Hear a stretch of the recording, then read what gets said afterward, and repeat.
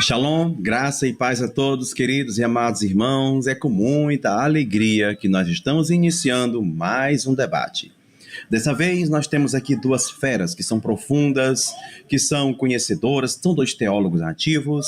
De um lado, nós temos JSB Ferreira. Do outro lado, nós temos Ezequiel Gomes. É isso aí. Então, você já pode perceber que será um grande debate, não é isso aí? Então, sem mais delongas, eu já quero aqui estar sorteando. Antes de chamá-lo, já estou vendo aqui JSB Ferreira e já estou olhando aqui para Ezequiel Gomes. Vocês ainda não estão tendo o privilégio de ver esses dois eruditos, mas eu estou vendo, olhando para eles. Bem, sem mais delongas, eu já quero estar sorteando aqui os nomes para ver quem vai estar iniciando no primeiro bloco, fazendo a primeira pergunta. Por essa razão, eu já estou sorteando aqui. Bem, vamos lá, estou compartilhando aqui para que todos possam acompanhar. Vamos deixar a tela grandona. Tá aí o nome JSB. Eu botei JSB para resumir, Ezequiel, né? Então, vamos sortear agora. Vamos ver quem vai ser o felizardo dessa noite. Cliquei em sortear aí. JSB Ferreira foi o felizardo. Vai iniciar perguntando neste primeiro bloco. Beleza. Então, vamos lá. Depois da vinheta, eu já quero estar chamando aqui os dois debatedores. Bem, senhoras e senhores, mas antes disso eu quero te fazer uma pergunta. Você sabe o que é juízo investigativo? Bem, como diz o Ronaldo Lima, eu tomei a pílula do esquecimento. Eu não sei de nada hoje. Por isso, hoje eu estou aqui para aprender e eu quero aprender com estes homens, JSB Ferreira e Ezequiel Gomes, beleza? Então, sem mais delonga, solta a vinheta do Arena Apologética. Depois da vinheta, você já vai ver os dois aqui, de um ladinho e do outro, e eu no meio, beleza? Puxa a vinheta!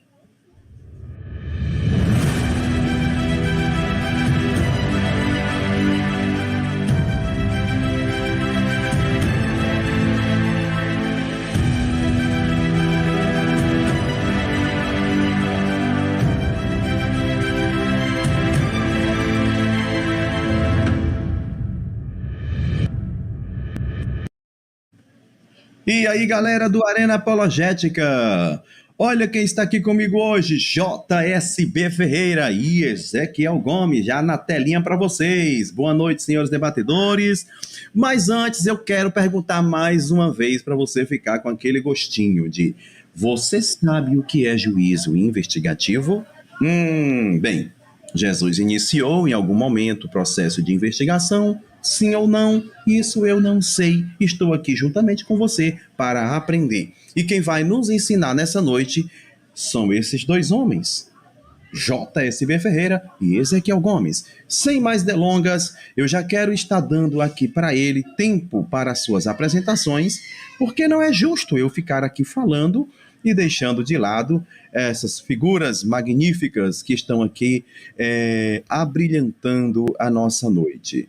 Por isso, senhoras e senhores, vamos lá. Já vou botar o tempo da apresentação. Eles terão 2 minutos para se apresentar. Terão também 3 minutos para a pergunta, 5 minutos para a resposta e 5 minutos para a réplica. O debate sucederá da seguinte maneira: são 3 blocos. No primeiro bloco temos pergunta, resposta e réplica.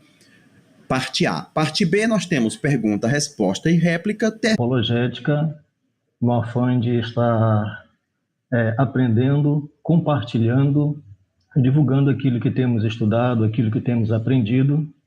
E dessa feita, creio que será de suma importância, de crucial importância, esse assunto, tendo em vista que ele é tão relevante para os dias atuais, para o cristianismo, para o judaísmo e para as pessoas que se identificam com a fé cristã. Para quem ainda não me conhecia, eu sou o Júlio Sérgio B. Ferreira, mais conhecido nas mídias sociais como JSB Ferreira. Este é o meu nick. Casado, 2 filhos, amo aprender a palavra de Deus, amo ensinar a palavra de Deus, e eu espero que esta noite com esse cavalheiro que é o Ezequiel Gomes, possamos ter um diálogo frutífero, sadio, respeitoso e, acima de tudo, respaldado na ortodoxia da palavra de Deus, e que todos os irmãos que nos acompanham esta noite pela rede mundial possam estar contribuindo, aprendendo, somando, e que tudo que vai ser feito essa noite seja para a honra e a glória do nome do nosso Senhor e Salvador Jesus Cristo, para que todo pensamento seja levado cativo ao senhorio de Jesus Cristo. Então, essas são as minhas considerações. Talvez alguém esteja se perguntando onde eu me congrego na Assembleia de Deus, área 15, Cidade Operária, São Luís do Maranhão. Pastor Paulo Canavieira, e já sirvo ao meu Deus há alguns dias. Essa foi a apresentação do JSB Ferreira. Eu tive um problema de tela, vocês ouviram áudio duplicado, mas já foi corrigido. Agora vamos ouvir a apresentação do nosso querido Ezequiel Gomes. Ezequiel Gomes pode dispor também dos seus 2 minutos para fazer a sua apresentação. Tempo na tela. Boa noite, Elton. Boa noite ao JSB Ferreira. Boa noite aí a todos os ouvintes telespectadores do Arena Apologética. Eu sou Ezequiel Gomes, eu sou ex-pastor da Igreja Adventista do Sétimo Dia, então tenho todas as qualificações e a formação para representar a Igreja Adventista do Sétimo Dia como pastor, como líder e tudo mais. Não exerço mais o ministério de uma maneira formal, mas continuo servindo a Deus e à própria igreja. Estamos sempre aí trabalhando as questões referentes à apologética adventista, conquanto eu confesso para vocês que a apologética não é a minha área predileta de atuação. Tá? Eu sou escritor, atuo mais na área de teologia bíblica, estou aí escrevendo o meu 10º livro, pela graça de Deus, para a honra e glória do nome de Deus, todos eles focados aí nas questões de teologia bíblica, que acho que é onde realmente a gente deve colocar o centro das nossas atenções e do nosso coração. E concordo com o JSB Ferreira que a gente vai fazer um diálogo cavalheiro a despeito das discordâncias, isso também é normal e natural. E o debate vai girar em torno de um tema muito legal, muito amplo, muito complicado, muito controverso, né, que tem que ver com a visão adventista do juízo investigativo, que, ao meu ver, é uma doutrina absolutamente respaldada na Bíblia, ainda que, né, dependa de uma leitura que nem todos os cristãos mantêm. Né? Existem muitos cristãos que julgam a doutrina do juízo investigativo como herética ou antibíblica ou incorreta, e o debate vai servir de alguma maneira para esclarecer essas questões e para que os próprios irmãos adventistas vejam também o outro lado da argumentação e cada um possa pesar à luz da palavra de Deus o que seja a verdade. Muito bem, senhoras e senhores. Desculpa. E nesse momento também não posso deixar de tirar uma casquinha dos dois, né? Eu quero perguntar aqui, tem alguém com áudio reduplicando, como se fosse reverberando, retorno? Acho que só botar um fone de ouvido, alguma coisa. Bem, primeiramente, boa noite aos senhores debatedores, boa noite, Ezequiel Gomes. Eu quero dizer que é uma grande satisfação ter vocês aqui conosco. JSB Ferreira, a segunda vez que está aqui conosco no Arena Apologética. Acredito que acho que o Ezequiel Gomes também é a segunda vez, não é isso? É isso. Então a alegria é toda nossa, tá bom? Para nós, eu me sinto honrado em tê-los aqui conosco. E vamos para frente aqui atrás. Vem, gente, como já dizia a minha avó. Bem, sem mais delongas, querido JSB Ferreira, o debate começou! O senhor pode dispor de 3 minutos para fazer a sua primeira pergunta, porque todo mundo quer perguntar para o Ezequiel Gomes, todo mundo quer perguntar para o JSB Ferreira. Júlio Ferreira, o JSB Ferreira.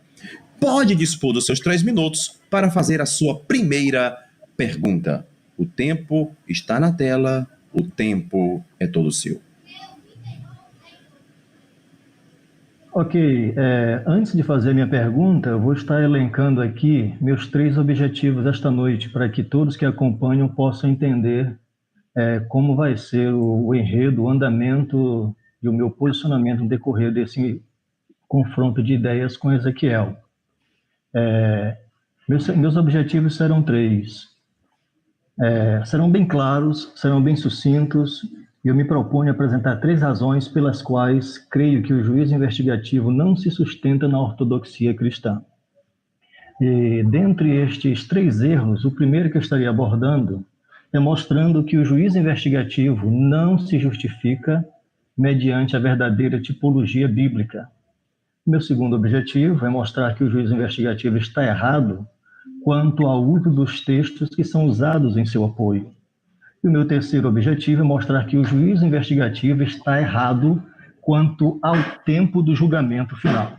Então, esses são os meus 3 objetivos claros, e sabendo que o primeiro objetivo é que ele está errado quanto à tipologia, eu gostaria de mostrar para os ouvintes, para os que estão assistindo nosso encontro, nosso confronto de ideias, Levítico, capítulo número 16, na obra Ezequiel.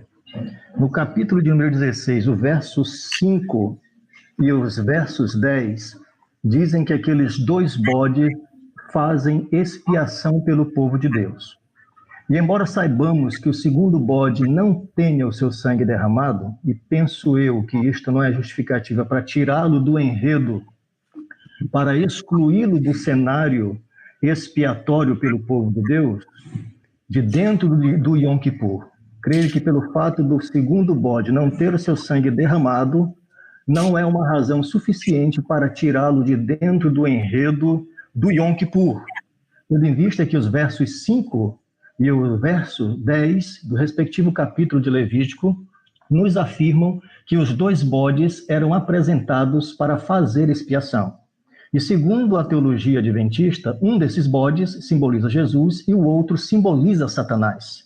Então, eis a pergunta: se um simboliza Jesus e o outro simboliza Satanás, e esses 2 bodes estão dentro do mesmo Yom Kippur, ok? E a Bíblia afirma que ambos fazem expiação pelo povo de Deus, como justificar a pessoa de Lúcifer, simbolizado por Azazel em Levítico 16, com base nos versos 5 e 10.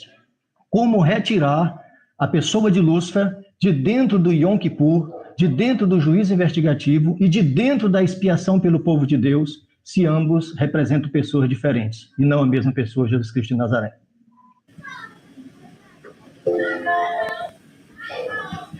Muito bem, senhores. Pergunta feita, Ezequiel Gomes. Não há necessidade de recapitular a pergunta, né? Nesse caso, também disporá de 5 minutos para construir a sua resposta. Liga o seu microfone. Tempo na tela, Ezequiel Gomes. O tempo é todo seu. Bom, JSB Ferreira, muito bom aí a sua contextualização nos seus objetivos, né? Em relação aí a discutir se o juízo investigativo erra ou não erra em relação à tipologia, erra ou não erra em relação ao uso dos textos, erra ou não erra em relação ao tempo do juízo final, e aí você inicialmente evoca a discussão de Levítico 16 em relação aos 2 bodes fazerem expiação, e como que isso funciona ou não funciona. Beleza, ok. A ideia de que Levítico 16 simboliza o juízo final é uma convicção bastante interessante da teologia adventista, que tem como base a própria tipologia do santuário, né? O que diz lá a palavra de Deus em Hebreus 8, verso 5, né? Que é basicamente um dos textos primordiais aí para a convicção adventista. Que os ministros do santuário, eles ministravam, né, o santuário da terra, aquelas figuras, aquelas rituais, aquelas coisas todas ocorriam em figuras e sombras das coisas celestiais. Tá? Então, todo o ritual do santuário, de alguma maneira, representava tipologicamente realidades que, de alguma maneira, são concernentes ao mundo celestial. E aí, como é que funcionava lá o ritual do santuário terrestre? Você tinha os rituais, vamos dizer assim, comuns, e o ritual do dia da expiação, que era o ápice, vamos pensar assim, da questão toda lá dos sacrifícios e daquelas coisas todas que representam o plano da redenção. Então, o que acontece? Você tinha os rituais acontecendo no santuário normalmente, que levavam o sangue do derramamento do bode ou do carneiro, do boi, etc., até o lugar santo, e um dia por ano entrava-se lá o dia da expiação, onde ocorria um ritual, né, bastante singular, que era o ritual do dia da expiação, onde lá Arão, o sumo sacerdote, entrava no lugar santíssimo e tudo mais. Então, com base nessa divisão, o Adventismo entende que o próprio ministério de Cristo, as próprias coisas celestiais, também são figuradas nesse ministério bifásico, né? Um ministério concentrado no lugar santo e depois o ministério final concentrado no lugar santíssimo. Isso é meio que a base da fé adventista, a base bíblica é bastante evidente. Quando você chega em Levítico 16 e você vai ver o ritual do dia da expiação, o que acontece ali? Você tem a chegada de 2 bodes, né, para sofrerem sorte, um para o Senhor, outro para Azazel. Tem bastante discussão a respeito do nome Azazel, o que ele significa ou não. Uma das possibilidades é que é um demônio que habitava no deserto.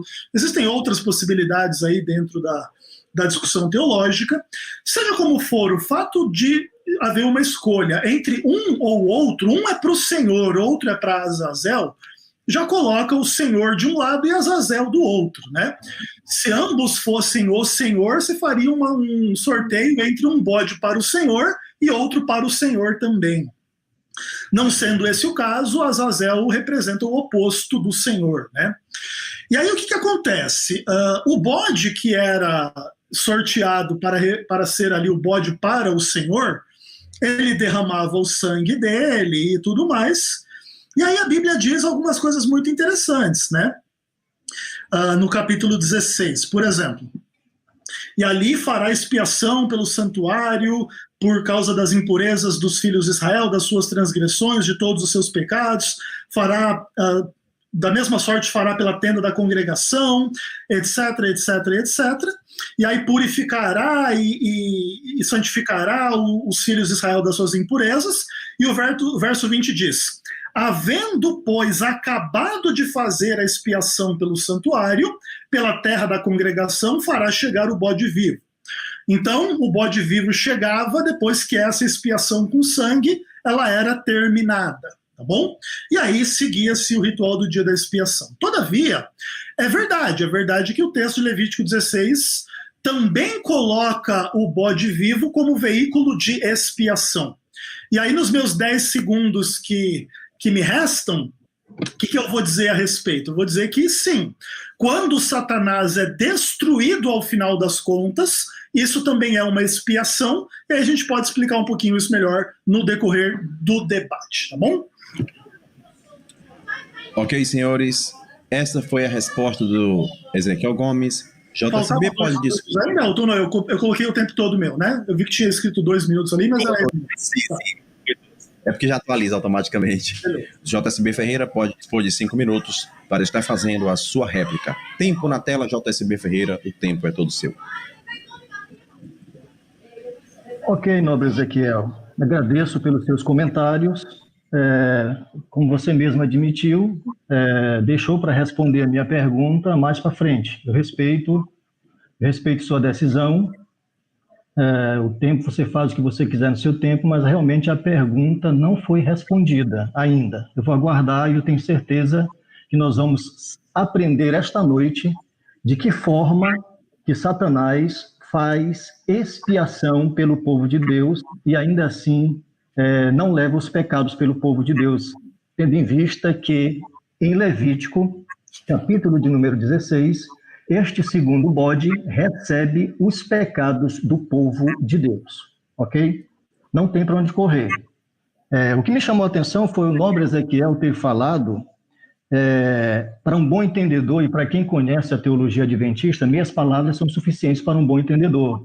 O que o nobre Ezequiel Gomes quis passar para mim e para o público é que o segundo bode não faz parte da expiação. Não faz parte porque ele só é trazido após o sangue do primeiro bode ter sido derramado. Só que isto não é verdade. Não é verdade que o segundo bode não faça parte do Yom Kippur. Isso não é verdade. Primeira razão, porque não é verdade, nobres ouvintes, nobres acompanhantes. Não é verdade porque o próprio texto começa no verso 5 dizendo que esses 2 bodes deveriam ser apresentados no dia da expiação para fazer expiação pelo povo de Deus. Desde o começo, desde o momento em que esses 2 bodes são colocados em cena no ritual do santuário, nobre Ezequiel, e você sabe disso, eles já fazem parte do Yom Kippur. Eles já estão dentro do processo de expiação. E o fato de lançar sorte não exclui a personalidade, se fossem pessoas literais, não exclui a responsabilidade e não linka um bode com uma pessoa e outro bode com outra pessoa. Por que isso não pode ocorrer? Foi falado também, vou continuar desenvolvendo, foi falado também pelo nobre Ezequiel que o sangue levava esses pecados, registro de pecados para o santuário, e por isso esse santuário precisava ser purificado. Isto é outra coisa que não é verdade. Sangue na Bíblia, com uma rara exceção, que ainda assim, quando ele ocorre, é sinônimo de pureza. Quando é que isso ocorre? Sempre no Antigo Testamento, onde sangue é derramado, onde sangue é apresentado, é sinônimo de purificação e nunca de impureza. Sendo assim, registros de pecados jamais poderiam ser levados para dentro do lugar santo, muito menos para o Santíssimo, pois o sangue do Santíssimo só era apresentado no Yom Kippur. Nunca era levado sangue para o Santíssimo, com exceção no Yom Kippur, com exceção do Yom Kippur, melhor dizendo. Ok? Foi também colocado que um era para o Senhor, o nobre Ezequiel falou que um dos bodes era para o Senhor e o outro era para Azazel. Então, ambos não podem significar o mesmo Senhor, porque são bodes diferentes e são apresentados para pessoas diferentes. Se eu chegar com essa metodologia tipológica, eu vou encontrar problemas seríssimos, até que agrada o satanismo. De que forma? Porque se eu digo que um bode simboliza Jesus, e esse bode ele é apresentado para um ser pessoal chamado Yahvé, ok? Ou o Eterno, eu tenho que dizer que o segundo bode simboliza uma outra pessoa, conforme interpreta a Igreja Adventista do Sétimo Dia, Satanás simboliza Azazel. Só que quando a Igreja Adventista, nobre Ezequiel Gomes, adota essa tipologia de 2 bodes, tipificando pessoas diferentes, nós encontramos problemas. Qual é o principal problema? Um bode é apresentado para o Senhor e Azazel é apresentado para quem? Aí o nobre falou que isso é uma problemática porque são especulações da tradição rabínica, que significa um demônio no deserto, e não vai passar daí. Estamos alicerçando Azazel ser enviado para um demônio no deserto, e além do mais a Bíblia diz que ele é emissário, é aquele que envia, aquele que leva, aquele que afasta o pecado do povo. Então, quando vamos para a etimologia da palavra, para a origem da palavra, é isso que quer dizer. Por que não pode tipificar, simbolizar Satanás? Porque se Azazel simboliza Satanás, esse bode é enviado para quem? Se Azazel, no texto, representa Satanás, o segundo bode, e o primeiro bode representa Jesus, esse segundo bode está sendo enviado para quem no deserto? Quem é essa personagem? Porque o primeiro bode nós sabemos que é enviado e apresentado o seu sangue para o Senhor Yahvé. E o segundo bode é enviado para Azazel. Afinal, ele é Azazel ou ele é enviado para Azazel? Bem, senhores, agora Ezequiel Gomes tem 3 minutos para fazer a sua pergunta. Ezequiel Gomes pode dispor do seu tempo de 3 minutos para fazer a sua pergunta. É o momento de interrogar. Tempo na tela para o Ezequiel Gomes. O tempo é todo seu. Maravilha, meu amado. Bom, primeiro sim, só deixar bastante claro, JTB, que você colocou na minha boca várias coisas que eu não disse, tá? Em nenhum momento, por exemplo, eu neguei que o segundo bode fazia parte da expiação, entendeu? É só qualquer um aí que estiver assistindo depois a gravação do debate voltar e ver que eu falei que sim, o segundo bode faz parte do processo de expiação e que isso seria explicado mais adiante, tá bom? E nesse sentido, eu posso até aproveitar e fazer a minha pergunta para você, né, trabalhando um pouco as questões da expiação. Eu não sabia, na verdade, que eu tinha que fazer perguntas, então não preparei nenhuma, mas vou aproveitar os temas que você mesmo trouxe, JSB, para escrutinar um pouquinho melhor o seu próprio entendimento. Tá? Se você quer trazer a discussão da expiação como uma discussão problemática, vamos lá, como é que você entende a expiação, tanto no Antigo quanto no Novo Testamento, de maneira que a visão do juízo investigativo seja herética na sua compreensão? Quais são essas características da expiação, seja no Antigo ou no Novo Testamento, que são negadas ou que são contraditórias às convicções adventistas? A Bíblia ensina uma coisa sobre expiação, e o adventismo acredita em uma coisa diferente, contraditória, que nega a palavra de Deus. Em que aspecto? Tá? Então, quais seriam os textos bíblicos ou as verdades bíblicas a respeito da expiação, nas quais a igreja adventista não crê, ou as quais a visão adventista do juízo investigativo seja contraditória? Eu pergunto isso porque eu, de fato, desconheço uma religião que leve tão a sério o conceito de expiação bíblica quanto o adventismo do sétimo dia. Tá? Isso não é um demérito em relação às demais visões cristãs, que também trabalham o tema. Acho que esse é um tema essencial da fé de todo mundo, né? Especialmente aquilo que se relaciona com a própria morte sacrificial, redentora, substitutiva, definitiva, completa de Cristo na cruz. Todavia, é verdade que, à luz da própria tipologia da expiação, a própria redenção, expiação, salvação, etc., purificação, não termina na cruz, uma vez que o mal continua existindo depois da cruz, e o processo de expiação e redenção e purificação, ele continua na Bíblia, inclusive através da pregação do Evangelho, né? Que continua sendo pregado e que continua promovendo expiação, redenção, salvação e purificação na vida de quem o aceita. Então, eu queria que o JSB colocasse um pouco melhor essas questões aí sobre expiação. Muito bem, senhoras e senhores. Agora nós vamos ouvir a resposta do JSB Ferreira. JSB Ferreira pode dispor de 5 minutos para estar construindo a sua resposta na tela.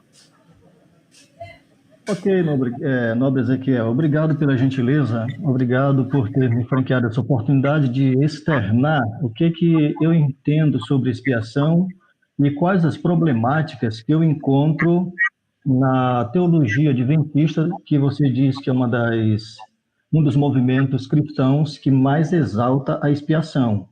Mas é verdade isto, você não está errado não, é um dos movimentos que mais exalta, mas que tem exaltado de forma errada. Também nós temos que falar isto.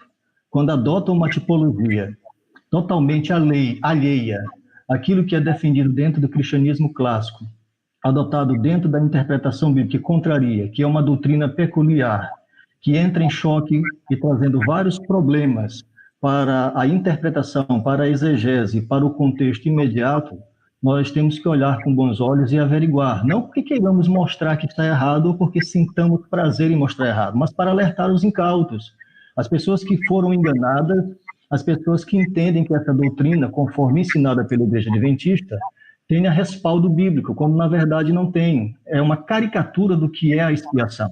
A primeira caricatura, o primeiro problema que eu encontro dentro da perspectiva expiatória do Adventismo, eu já externei na minha própria pergunta e vou repetir. É a problemática do sangue, Ezequiel.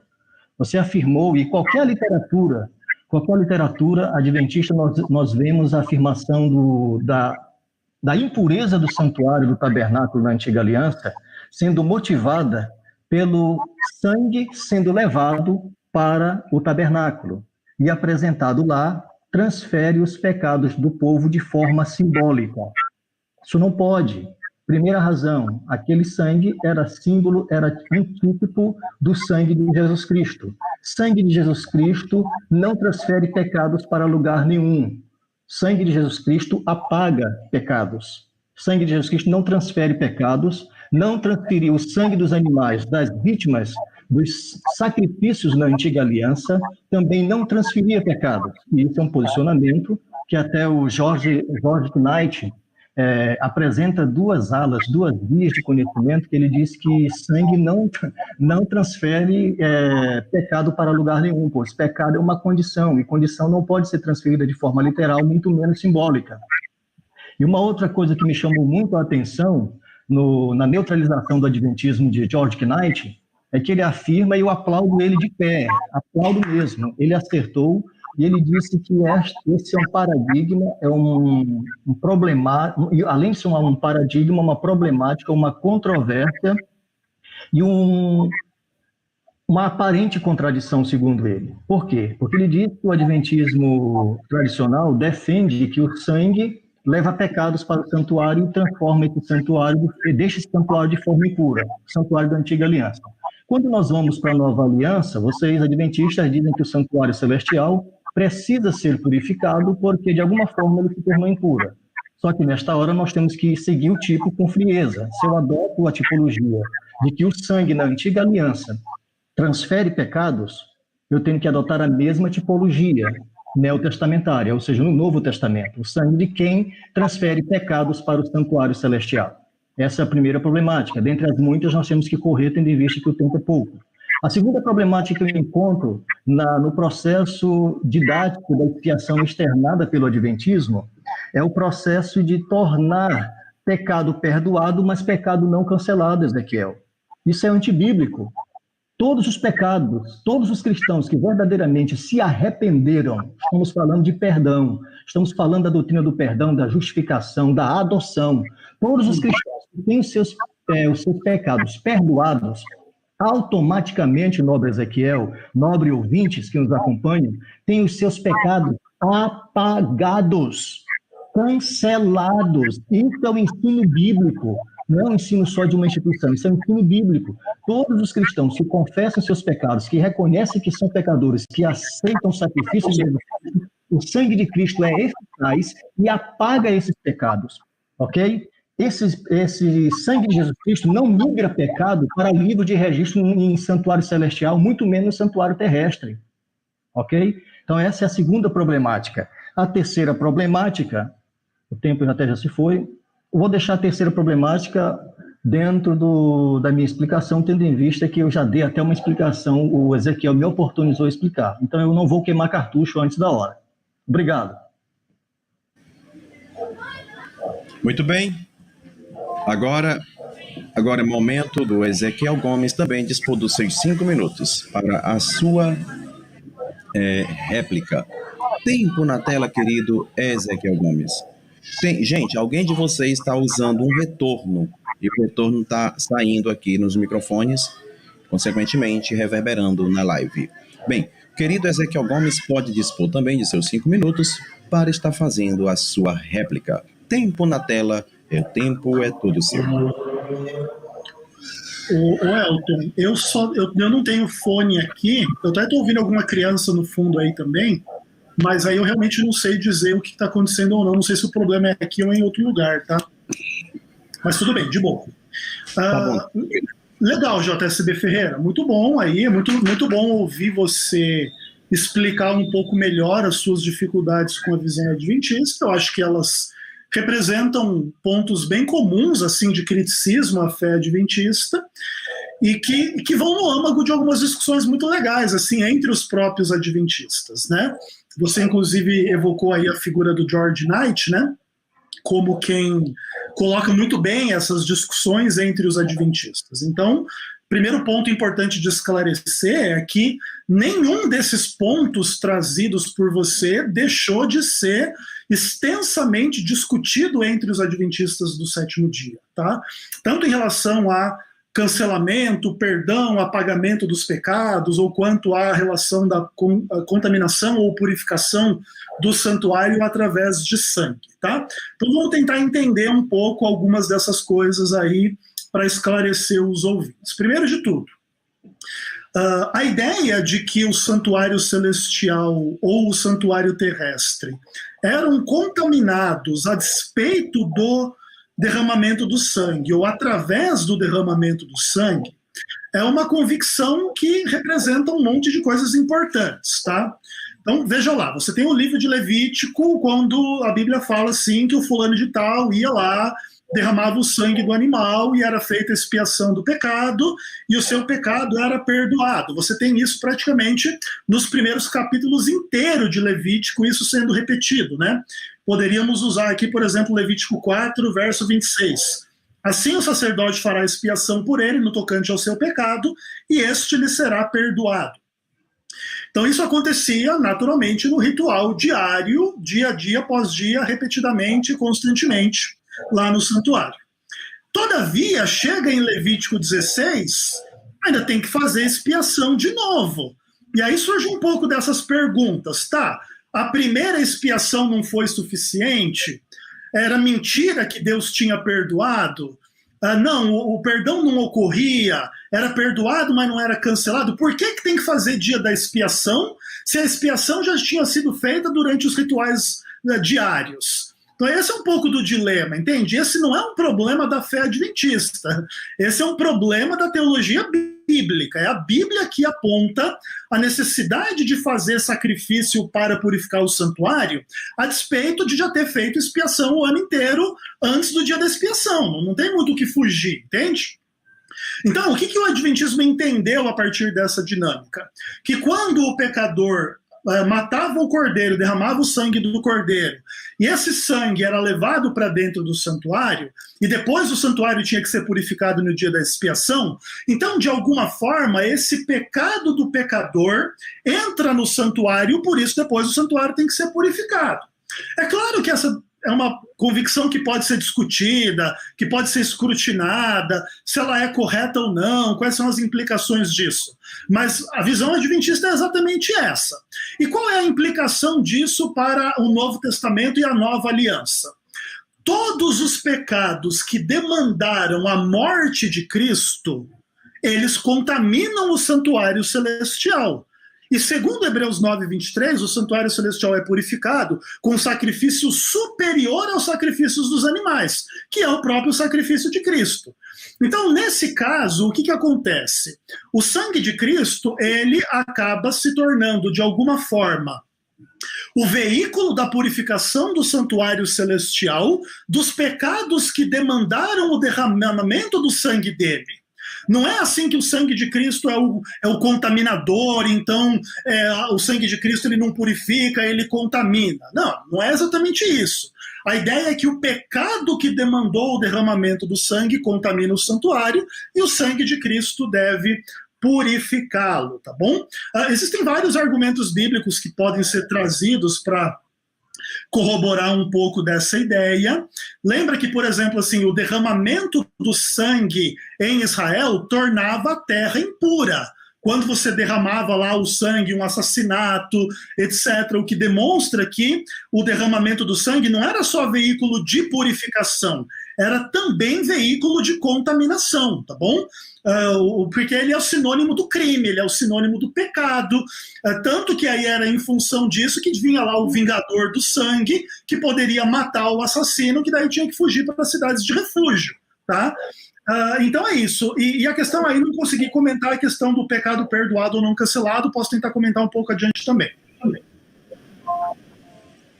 Muito bem, senhores, terminamos o primeiro bloco. Em todos os blocos, conforme sorteado, o JSB inicia perguntando. Mas antes de ir para o segundo bloco, eu quero tomar a minha água. Eu vou tomar a minha água. Olha aí, eles não estão nem olhando para a tela. Olha para a tela aí, rapaz, vocês dois. Gente, eu estou tomando a minha água aqui, a minha caneca, hein? Mais sem preocupação em mostrar a caneca mesmo. Nesse mês, no final desse mês, nós vamos sortear uma caneca do Arena Apologética para as pessoas que contribuem com o Superchat. Sandra Batistella, não sei por que ela não veio hoje, mas mesmo assim, ela está nos bastidores e ela pode anotar o nome das pessoas que estão contribuindo com o Superchat aqui do Arena, beleza? Sandrinha Batistella, não esqueça de anotar os nomes do Superchat para que a gente possa estar sorteando. Gole. Beleza, maravilha. Bem, antes de ir para o segundo bloco, eu quero... tem pergunta no chat, sim. No final do terceiro bloco, nós vamos lançar aqui algumas perguntas. Mas, por enquanto, eu quero mandar um abraço todo especial para a galera aqui do chat, né? Adriano Cruz, Sandra Batistella, Jurubeba, Ragnar Ironside, Tubarão Azul, Mormai Júnior, é um nome bem massa mesmo aqui, hein? Século 21, um abraço. Século 21, você tá sumido, rapaz. O que foi que houve? Ok, nosso amigo Ok. Ai, não, é o Paulo Alexandre. Quem mais? Leonardo Andrade, né? O poliglota Leonardo Andrade, que domina as línguas semíticas e tal. E aqui nós temos Gilvan Lourenço, Gil Silvan Lourenço, é isso aí. Sem mais delongas, vamos para o segundo bloco. JSB, o sorteado da noite, vai começar perguntando, tá bom? JSB, pode dispor dos seus 3 minutos para estar fazendo a sua pergunta. Tempo na tela, o tempo é todo seu. Ok. O tempo passa muito rápido, é muita coisa para a gente discorrer e é vapt-vupt. A minha pergunta, nobre Ezequiel, eu espero que os ouvintes aí, que os telespectadores aí, ou espectadores no caso, né, possam entender e aprender essa noite a visão do juiz investigativo, qual a importância desse ensino para a ortodoxia da Igreja Adventista do Sétimo Dia, porque não tem como essa igreja pregar todas as coisas e pregar uma coisa errada e ainda assim se julgar a igreja remanescente. Então, a grande questão é que nós estamos tratando com a espinha dorsal da Igreja Adventista. Qualquer Adventista do Sétimo Dia que quer discutir assunto sabe que sem juízo investigativo não existe Igreja Adventista do Sétimo Dia. Isso é fato. E com base... Agora eu vou adentrar para o meu segundo objetivo, tendo em vista que as perguntas estão linkadas e o Ezequiel já sabe de antemão, até porque eu já elenquei no começo os meus objetivos. Isso facilita até ele se preparar para possíveis perguntas que eu venha a fazer. Mas como o diálogo é amigável, é cristão, é educado, é para crescimento do reino de Deus e é para que as pessoas que estão assistindo possam aprender e tomar seu posicionamento, então nós podemos tratar amigavelmente. Eu gosto muito bem do posicionamento do Ezequiel, e oxalá, quem nos dera se nós tivéssemos pessoas mais educadas, não estou falando com demagogia, estou falando com sinceridade, seu posicionamento está, para a glória de Deus, exemplar, estou gostando muito. Claro que estou ainda sedento pelas respostas que não estão sendo objetivas, mas vamos ver que lá para frente vai chegar ainda. Ainda está pendente a expiação dos 2 bodes, sim ou não, como eles fazem, e se realmente os cristãos têm pecados perdoados, mas não são cancelados naquele momento. Estou aguardando. Agora eu quero partir. Tempo, por favor, nobre... Certo, 59 segundos. Então, a minha pergunta, Ezequiel, é com base em Daniel, capítulo de número 7, e Daniel, capítulo de número 8. Por que os adventistas do sétimo dia dizem que esses 2 capítulos... é feita expiação pelo povo de Deus quando entre a própria teologia adventista entra em conflito, está cocheando entre 2 caminhos. Cito como exemplo George Knight e cito também Tratado de Teologia, onde um fica lutando contra o outro e não tem um posicionamento. Na verdade, Daniel 8,14, a expiação feita ali é pelo povo de Deus, o julgamento e o juízo e a purificação é pelo povo de Deus, ou é por causa de um poder profano? Essa é a minha pergunta. Daniel 8,14 trata de purificação pelo povo de Deus ou purificação de um poder profano? Muito bem, senhores. Antes do Ezequiel responder, eu quero pedir aos senhores, muito bem, senhores, apesar da mútua educação que eu estou aqui aprendendo e admirando ambos pela sua postura, eu quero pedir que os senhores não usem o tempo da pergunta para fazer réplica. Bem, o que acontece? JSB fez uma pergunta, Ezequiel responde. Tempo na tela, querido Ezequiel, o tempo é todo seu. Disponha de 5 minutos para fazer a sua resposta. Tempo na tela. Já anotei aqui no meu caderninho, hein? Não comentei expiação por Satanás ou pecado perdoado e não cancelado, tá? Tentar responder isso aí. Mas antes vou focar aí na sua pergunta sobre Daniel 7 e Daniel 8.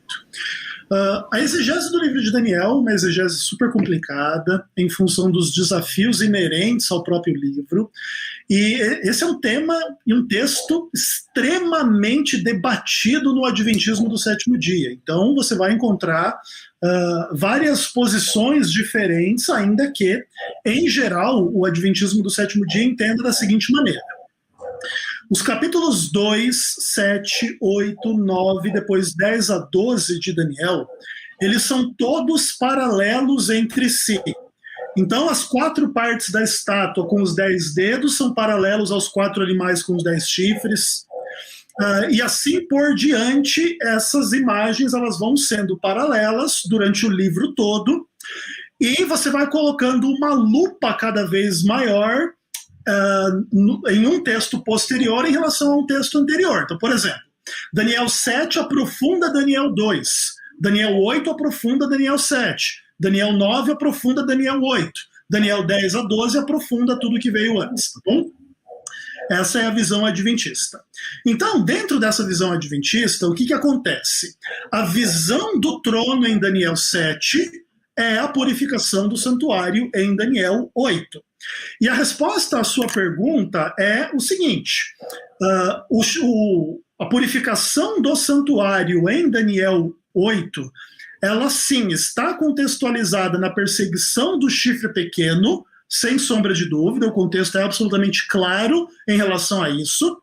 Todavia, o seu resultado é a vindicação dos santos à luz do paralelo com Daniel 7. O que acontece depois do juízo, do que se reúne o trono, abrem-se os livros e tudo mais? Aí o povo de Deus recebe o reino. Então, como é que o Adventismo entende isso? Que o povo de Deus foi perseguido pelo chifre pequeno e no contexto do juízo ele foi vindicado, e assim o povo de Deus que passa pelo juízo, ele depois é vindicado e recebe o reino, tá? Então a gente entende que essas duas coisas não são mutuamente excludentes. O povo de Deus sofre nas mãos do chifre pequeno, isso evoca o juízo da parte de Deus, e o resultado do juízo é a favor dos santos, porque eles são julgados nesse juízo e eles são libertos do poder do chifre pequeno. Então eu acho que eu tenho mais um minutinho e meio aí para responder. Vou voltar nas questões da expiação feita por Satanás e do pecado perdoado e não cancelado. O que acontece lá na expiação feita por Satanás? A palavra de Deus, lá no Antigo Testamento, especialmente no Pentateuco, ela coloca a expiação por 3 questões bastante específicas. A expiação pelo derramamento do sangue, a expiação pela manipulação do sangue dentro do santuário e depois a expiação pelo juízo, né, que é a expiação do livro de Levítico, capítulo 16, que envolveria não só a morte de Cristo na cruz, mas a destruição de Satanás, que é o originador do pecado, e isso também é visto por nós como expiação. Veja que, por exemplo, para explicar isso de uma maneira mais breve possível, Números capítulo 25 conta uma história onde o povo de Deus estava sendo infiel a Deus e um rapaz traz uma mulher moabita para a tenda na frente da congregação e vai lá e comete adultério e perversidade sexual e transa com ela. E aí Finéias vai e mata esse rapaz chamado Hofni, né? Se eu não me engano, era esse o nome dele. Aí, o que a Bíblia diz aqui em Números 25, verso 12? É Zimri, né, aliás, o nome do rapaz. Hofni é outro rapaz, tá? Não tem nada a ver com uma coisa com a outra, não. Eu me confundi. E aí, o que faz o Finéias, né? Ele tem zelo por Deus, ele mata o homem, e o que diz a Bíblia? E assim fez expiação pelos filhos de Israel. Números 25, verso 13, ou seja, quando o infiel incorrigível é morto, o nome disso é expiação. Então, quando Satanás for morto e destruído, essa é expiação. Mas não é uma expiação como quem carrega vicariamente os pecados, como Cristo, como se ele fosse um segundo Cristo, ou corredentor junto com Cristo. É como quem é punido pelo pecado. E como Satanás é o autor do pecado, a sua morte é expiação e purificação do pecado. Fico devendo a questão do pecado não perdoado ou perdoado para o próximo bloco. Ok, senhoras e senhores, vocês ouviram aí a resposta. Agora o nosso querido JSB Ferreira vai estar dispondo de 5 minutos para a sua réplica. Tempo na tela para JSB Ferreira. O tempo é todo seu. Nobre Ezequiel e demais ouvintes e espectadores, só quero deixar bem claro que o Ezequiel talvez me interpretou mal e até argumentou que eu estou colocando palavras na boca dele. Isso não é verdade. Talvez ele me interpretou mal. Eu estou argumentando, como por exemplo, se eu defendo uma tipologia que um representa Jesus e o outro representa Satanás, automaticamente eu sou obrigado pela força das circunstâncias tipológicas a compreender e ser fiel ao texto. Ambos fazem expiação pelo povo de Deus. Ok? Não tem para onde correr. Ele mesmo disse. Então eu não estou forçando nem colocando palavra na boca dele. É o texto que diz, não sou eu. Segunda observação, ele disse que eu afirmei que ele afirmou que existem pecados cancelados e não perdoados. Ele não falou isso faz parte da minha argumentação. Eu argumentei, eu não a falei, eu não afirmei que você falou. Eu argumentei que se existem pecados que foram migrados para o santuário terrestre por meio do sangue e consecutivamente, posteriormente, esses pecados foram migrados para o santuário celestial, eles teriam que ser migrados também por meio do sangue. Sangue de quem? João 1,29. Eis o Cordeiro de Deus que tira o pecado do mundo, e não que tirará. Ele tira quando ele morre. A expiação é completa na cruz. Agora, as benesses da expiação é que são paulatinas na história da humanidade, mas a expiação é só uma, é perfeita de uma vez por todas. Isso é fato em qualquer ramo do cristianismo. Ninguém discute isso. A expiação foi e sempre será perfeita na cruz. O que acontece no céu é a aplicabilidade do sacrifício expiatório de Jesus Cristo na cruz do Calvário. Todo mundo crê nisso, todo mundo que se diz cristão, ok? Então fica aqui essas considerações para não ficar a impressão de que eu estou criando um espantalho ou acusando Ezequiel daquilo que ele não falou. As argumentações são minhas, as conclusões são minhas e eu estou externando para que o povo possa compreender a problemática do desenvolvimento do raciocínio do adventismo. Ok. O Ezequiel falou que existe tipo e antítipo antes de Jesus, é verdade. Falou também que o veículo para a impureza era o sangue. E eu continuo dizendo, ele até fez um adendo, acrescentou que quando um homem morria, o outro exemplo de quando o sangue tornava impuro, mas ainda assim era impureza, era no caso quando a mulher estava nos seus dias. Ela se tornava impura e quem a tocasse também se tornava impura. Mas mesmo sendo chamada de impura, o sangue, quando saía dela, ainda propiciava pureza para ela. Então, mais uma vez, por mais que cerimonialmente ela se tornasse impura, repito, por mais que cerimonialmente ela se tornasse impura, aquele derramamento de sangue fazia parte do processo de purificação dela. Fato. Da mesma forma, o nobre Ezequiel, ele elencou pessoas morrendo fazendo expiação. Na verdade, o que fazia expiação não é o fato do sangue ser derramado, não é o sangue em si ser derramado, é a vida da pessoa ser tirada, para vindicar a santidade, e ele foi feliz porque ele falou a palavra correta, para vindicar a soberania do nome de Deus e a santidade do povo de Deus para com Deus no Antigo Testamento. Devemos lembrar desses pactos dentro de um aspecto de um preâmbulo teocrático, ok? Mas vamos lá. Fiz algumas anotações aqui. Estamos trabalhando aqui, Ezequiel, não é o posicionamento de vários teólogos, até porque a gente sabe que isso existe em todo segmento religioso. A gente só cita os teólogos porque a gente sabe que os teólogos ainda não tiveram força para mudar a teologia adventista. Você sabe disso, que teólogos sofrem em qualquer segmento religioso. E por mais que se discuta e estejam corretos no desenvolvimento de suas propostas reformadoras, eles não são aceitos. Então, o que vale aqui é o posicionamento oficial da Igreja Adventista, a visão adventista de forma oficial. Você falou também que em Daniel, capítulo de número 7, Daniel, capítulo de número 8, quem é julgado é o povo de Deus. Mas você foi feliz também, porque você disse que isso é a visão adventista. Eu respeito a visão adventista, que não é o povo de Deus que é julgado ali.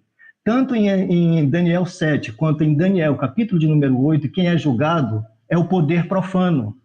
Ora, se o povo é vindicado, o povo de Deus é vindicado por meio do julgamento do chifre pequeno em Daniel 7, o julgamento começa pelo chifre pequeno. Isso é uma problemática para o próprio conceito de juízo investigativo, pois a sua doutrina, a sua teologia diz que o julgamento começa pelo povo de Deus. O povo ímpio é julgado depois. Como é que em Daniel 7 e em Daniel 8 o chifre pequeno é julgado antes mesmo das 2.300 tardes e manhãs terminarem?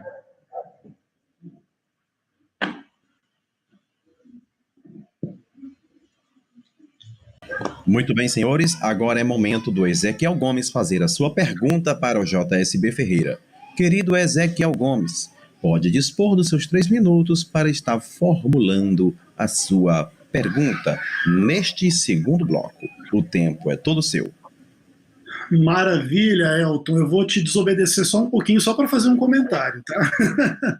o JSB, eu acho a sua argumentação muito boa, muito tranquila, tá? Eu só falei que você colocou palavras na minha boca na primeira parte, que você tinha dito assim, como se eu tivesse negado que o segundo bode faz expiação, e eu não falei isso, é só qualquer um voltar e ver o debate e ver que o que você tinha dito, que eu tinha dito, eu não disse. Mas tudo bem, fica tranquilo, isso não é nenhum ataque pessoal, é só assim para deixar claro que, né, existe uma diferença entre o que eu digo, o que se atribui a mim, que eu não disse. Mas tranquilo, a sua postura é muito boa, muito tranquila, e a gente vai avançar. Vou aproveitar o fato que eu vou ter que falar de pecado perdoado ou não perdoado, cancelado ou não cancelado, e vou te fazer uma pergunta a esse respeito, até para você ter a oportunidade de esclarecer o seu criticismo à fé adventista. Vamos lá. O que acontece? Ok, vamos trabalhar na hipótese de que todo pecado está perdoado na cruz de uma forma absoluta, tá? Então todos os pecados que viriam no futuro, eles seriam perdoados. Então, qualquer mentira, qualquer estupro, qualquer assassinato, qualquer transgressão do sábado, qualquer idolatria, qualquer pecado que for pecado aí, ele já foi perdoado na cruz.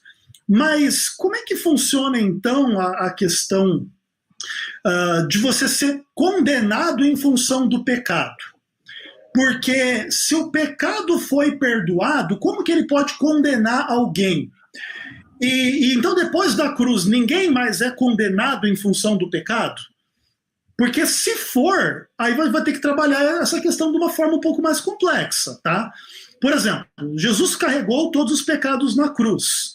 Mas se eu insistir no adultério, se eu insistir no roubo, se eu insistir na mentira, no assassinato, na idolatria, não vai ter consequência nenhuma, não tem problema nenhum, tudo está perdoado, ou em algum momento isso deixará de estar perdoado? Porque esse é um pouco do problema, porque ninguém aqui nega que Jesus fez uma expiação completa, perfeita, que perdoa os pecados. Todavia, como você mesmo colocou, a aplicação disso é paulatina. Então, por exemplo, em algum momento nessa aplicação paulatina, Deus pode não aplicar o perdão final a algo que em tese já está perdoado? Essa é uma discussão complexa, é óbvio, mas entende? Por exemplo, Jesus carregou todos os pecados sexuais da pessoa, mas existe até um tempo até onde ela pecar contra o Espírito Santo ou não. Se ela pecar contra o Espírito Santo, aquele perdão daquele pecado não vai mais existir, ela vai ser condenada. E se ela se arrependesse, seria perdoado. Então, como que você entende essa dinâmica do perdão do pecado na cruz e na história, à luz aí da complexidade dessa relação entre o pecado e o perdão? Muito bem, senhores. Muito bem, senhores. JSB ouviu a pergunta do Ezequiel Gomes, lembrando que também tem um superchat para o JSB responder. Depois da resposta dada ao Ezequiel Gomes, ele poderá estar comentando a pergunta do chat que fora feita ao JSB Ferreira. Querido JSB Ferreira, parabéns pela desenvoltura. Querido Ezequiel Gomes, parabéns pela desenvoltura. Eu quero, nesse instante, dar o tempo do JSB Ferreira. JSB Ferreira, tempo na tela para a sua...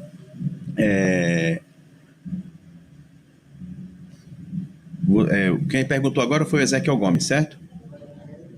Pronto. A sua resposta. Tempo na tela, JSB. Me confundi aqui um pouco. 5 minutos. 5 minutos. Elton, tem como compartilhar a fisionomia aí do Ezequiel? Quero olhar aí, bota a tela de nós três, eu, nós dois. Quero acompanhar, olhar nos olhos do Ezequiel, isso é bom. Ezequiel, a sua pergunta ela é excelente. Em tese, ela tenta apresentar uma problemática para a afirmação do cristianismo de que o sacrifício de Cristo na cruz é perfeito sem depender de mais nada, e ele é perfeito. O sacrifício de Cristo na cruz do Calvário é eficaz, ele é suficiente, Ele não é ineficiente. Você concorda com isso? Todos concordam. É suficiente e eficiente. E a eficiência desse sacrifício se dá em 3 tempos: passado, presente e futuro. Ok? Então, na cruz, Deus, por meio de Jesus Cristo, o seu bode expiatório, o Cordeiro de Deus, ele proporciona a solução para o pecado da humanidade. Ok?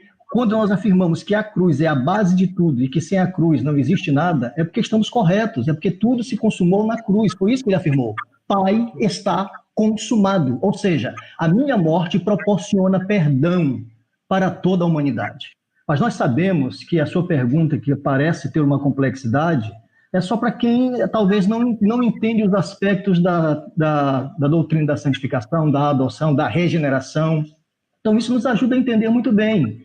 De que forma? Deus perdoa toda a humanidade por meio de seu Filho. E qual é o critério que ele usa para isto ocorrer? Ele usa, e você crê nisso, todos concordam, que ele usa o critério do convencimento do seu Espírito. A função do Espírito Santo, ela é convencer o homem do pecado, da justiça e do juízo.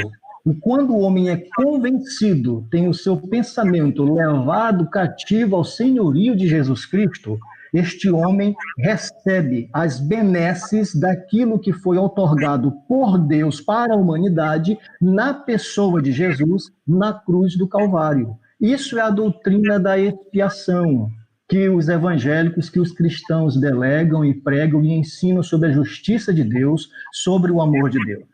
Ok, uma pessoa regenerada, uma pessoa que é dirigida pelo Espírito de Deus, não terá esses problemas como derrotas, mas terá esses problemas que você elencou de pecado na sua vida, não como um processo de derrota, mas como uma consequência do seu andar com Deus. Estamos sujeitos a pecar, estamos sujeitos a cair, mas mesmo que caiamos em nossa jornada, a nossa queda vai ser restaurada por meio daquilo que Cristo já fez no passado. E eu repito, a cruz é eficiente porque ela é eficiente para alcançar as pessoas do passado, alcançar as pessoas do presente e alcançar as pessoas do futuro. Ok? Não é em si o que Cristo faz hoje no santuário celestial que vai determinar as consequências da situação e o resultado da humanidade. É o que ele já fez na cruz do Calvário. Ok? Então, para ganharmos tempo, eu quero até franquear o tempo já para a próxima fase. Tendo em vista que eu não posso responder outra coisa, eu quero responder simplesmente a pergunta dele, e 5 minutos eu creio que é muito tempo. Ok. Nesse caso, seria o tempo da réplica do nosso querido Ezequiel Gomes. Porém, houve um superchat. Quando tem superchat, é a prioridade. Depois de todo esse ocorrido aqui nesse bloco, na parte A do bloco B, do bloco 2, o JCB vai responder uma pergunta do chat. E na sequência, o querido Ezequiel Gomes também tem o direito de comentar acerca da pergunta desferida ao JCB, mas se ele quiser. Caso ele não queira, ele dá seguimento fazendo a sua réplica, continuando o que nós estamos aqui pulando para a resposta do superchat. Portanto, superchat está na tela e a pergunta foi o seguinte. Pergunta ao JSB. Como pode os 2 bodes representarem a Cristo, se apenas um bode já cumpriria o papel de receber ou levar os pecados? Bem, JSB, nós temos um problema porque o tempo de resposta para o superchat é muito corrido. Tá bom? Então disponha de 1 minuto para responder o superchat. Tempo na tela, o tempo é todo seu. Essa pergunta, eu respeito a pergunta, mas ela é uma pergunta que desconhece o contexto de Levítico 16. Em Levítico 16 não é apenas um bode que leva os pecados do povo, são os dois bodes. Na primeira cena, no primeiro desenvolvimento, na primeira parte do desenvolvimento do Yom Kippur, é o bode que morre que recebe os pecados retirando do santuário, ok? E chega lá o sumo sacerdote, recebe esses pecados sobre si, vem para fora para o pátio e coloca sobre a cabeça do bode Azazel. É o segundo bode, então os 2 carregam pecados. Não é só um não, ok? Os 2 cumprem o papel dentro do aspecto de Salmos 103, versos 10 ao 11. Como está distante o Oriente, assim do Ocidente, assim afasta o Senhor os nossos pecados de nós. E o outro, se não me falha a memória, Miqueias, capítulo de número 13, versos 10 e 11, que lança os nossos pecados no mar do esquecimento. Perdoa e não se lembra mais. Deus sofre de amnésia quando perdoa o seu povo. Ok. Muito obrigado pelo superchat, Nex777. É um nome... bem, sei lá, não tenho palavras. Estilo Guerras nas Estrelas. Bem, querido Ezequiel Gomes, queres também fazer comentários acerca desse tema? Ok, resposta. Pergunta na tela, o tempo também de 1 minuto para o superchat. Bom, fica bastante claro por essa pergunta que a visão anti-adventista tem uma implicação absurda e incorreta. Porque se os dois bodes representam Cristo, precisa haver uma expiação depois da expiação que Cristo faz. Lá o verso 20. Havendo, pois, acabado de fazer a expiação pelo santuário, pela tenda, pelo altar, então fará chegar o bode vivo. Ou seja, se o bode vivo também faz expiação e ele representa Cristo, Cristo vai ter que fazer uma expiação depois que ele terminar a expiação. Não sendo esse o caso, Cristo já fez a expiação na cruz, mas Satanás ainda vai precisar sofrer a destruição, e isso é uma expiação no final. Então a visão adventista é muito mais harmônica com o que vai acontecer do que com essa ideia, porque essa ideia acaba tendo essa implicação. São dois bodes que representam Cristo. Então depois que Cristo acabou a expiação, vai ter que ir lá de novo fazer a expiação. E isso é uma pergunta muito boa aí que demonstra a falência da visão anti-adventista. Muito bem. Nesse caso, querido Ezequiel Gomes, pode continuar com 5 minutos da sua réplica. Tempo Legal. Na tela, o tempo é todo seu. Perfeito. Então, o que acontece? Em relação a essa questão do pecado perdoado, cancelado e tudo mais, fica bastante nítido na argumentação do JSD Ferreira como que se tem dificuldade de lidar com isso. Porque olha só o que ele fala. Ele fala que o sacrifício foi perfeito, eficaz e eficiente e suficiente para lidar com os pecados passados, futuros e presentes. E a gente concorda, ninguém discorda disso. A cruz é a solução do problema do pecado, está consumado, então agora existe perdão do pecado. Sim, ninguém discorda disso.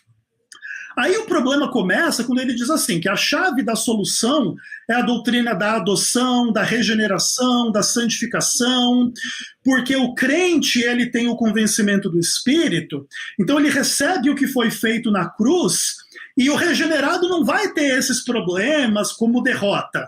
Ele é sujeito ao pecado, mas a queda é restaurada pelo que Cristo fez, pela pessoa, e não é aquilo que Jesus está fazendo, é o que ele já fez na cruz.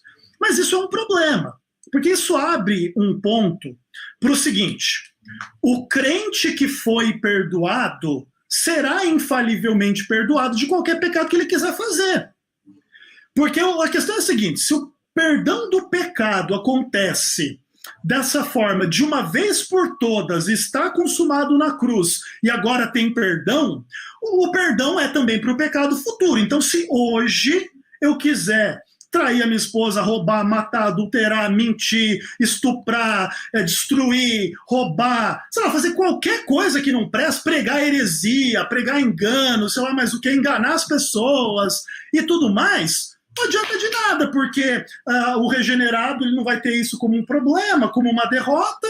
Eu estou sujeito a pecar, então Deus vai resolver os meus pecados futuros e acabou. A visão adventista é um pouco diferente dessa.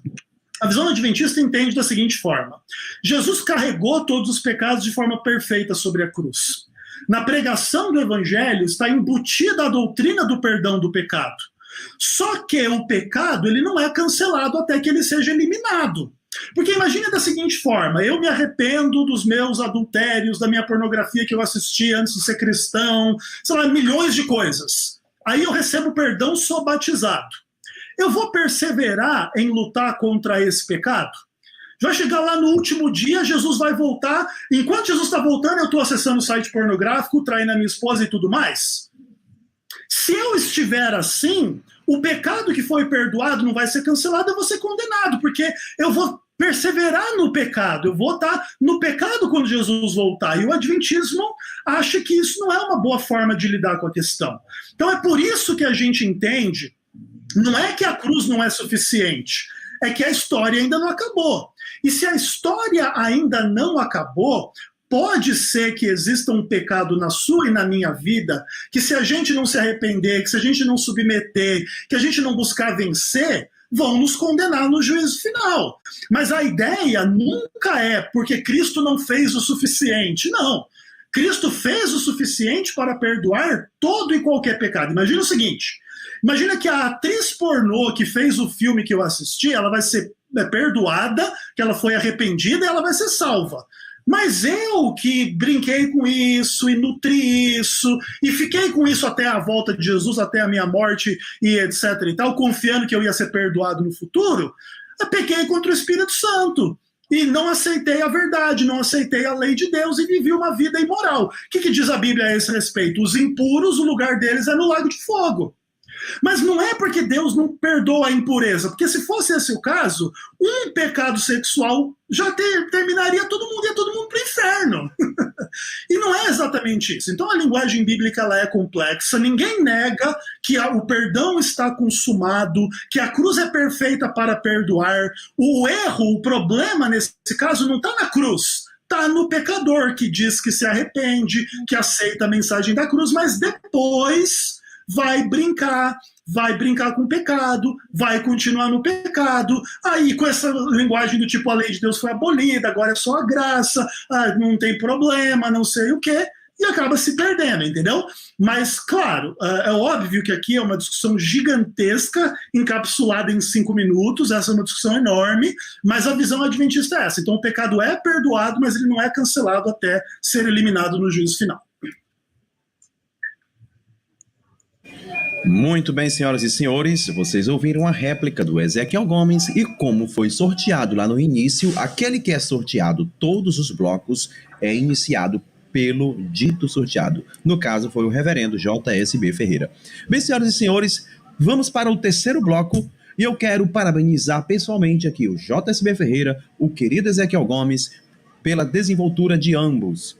2 debatedores de peso, né?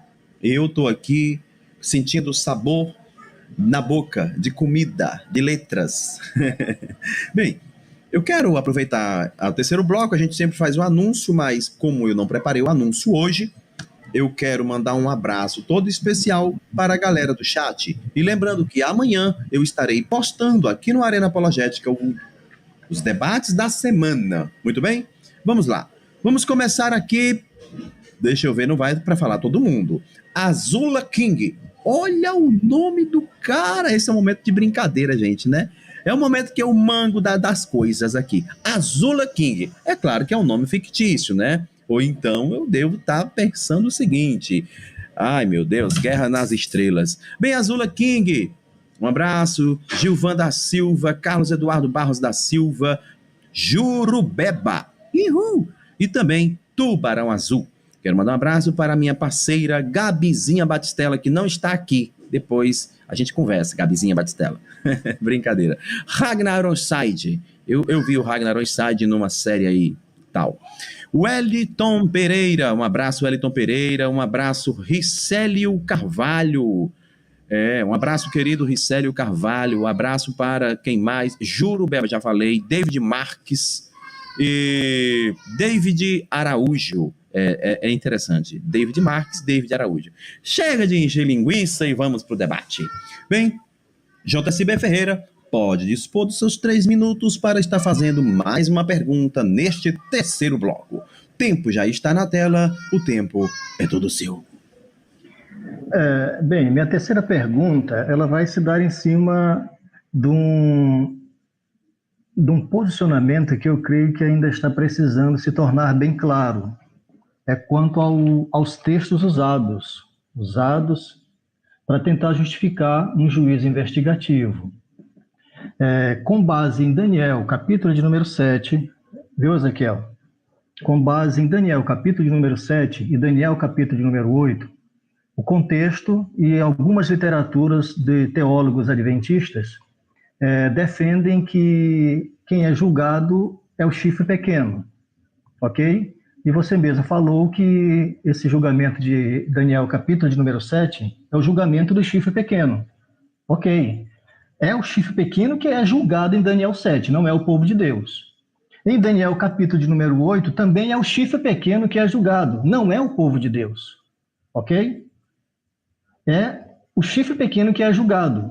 Com base nessa vindicação que você mesmo já falou, do capítulo de número 7, não temos que discutir sobre isso, pois se você já falou que quem é julgado em Daniel, capítulo de número 7, é o chifre pequeno, e que como consequência desse julgamento, o povo de Deus é vindicado, ou seja, alguém é julgado, e como consequência, alguém é vindicado.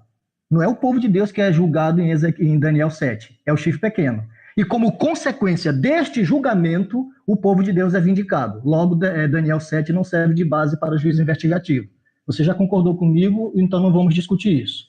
Segunda observação. Se Daniel, capítulo de número 8, verso de número 14, também trata do julgamento do chifre pequeno por causa da profanação que ele fez, e esse chifre pequeno, conforme a Igreja Adventista do Sétimo Dia, é Roma imperial ou Roma pagã, em suas duas fases. Roma imperial ou Roma pagã, ou Roma papal, ok? Então, Daniel 8,14 diz que até 2.300 tardes e manhãs e o santuário será purificado. Ou seja, tem um chifre, esse chifre, segundo o Adventismo, tem duas fases, pagã e papal, e esse chifre profana o santuário, e depois de profanado, esse santuário fica profanado por 2.300 dias ou 2.300 anos, emergindo na teologia adventista. Como? Em que dia, mês e ano Roma se cumpre nesse Daniel 8,14, em que dia, mês e ano, Roma começa a profanar o santuário celestial ou o santuário da antiga aliança? Dia, mês e ano. Pois descobrindo o dia, mês e ano em que Roma profana esse santuário, que iria ficar profanado por 2.300 anos, nós descobriremos se realmente o juízo investigativo tem base ou não.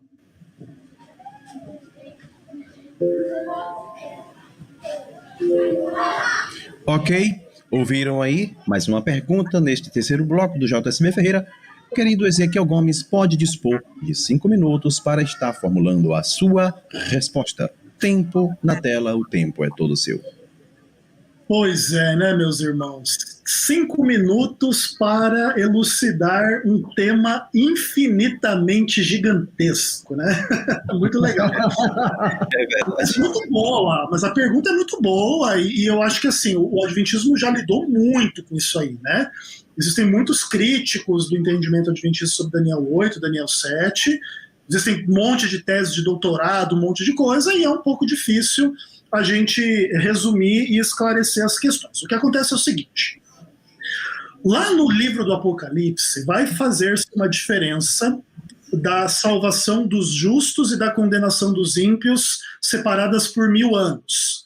Essa é um pouco da base que a gente transporta para essa discussão aqui para dizer o seguinte: como resultado desse juízo aqui, acontece a vindicação do povo de Deus e o juízo lá dos ímpios acontece 1000 anos depois, tá?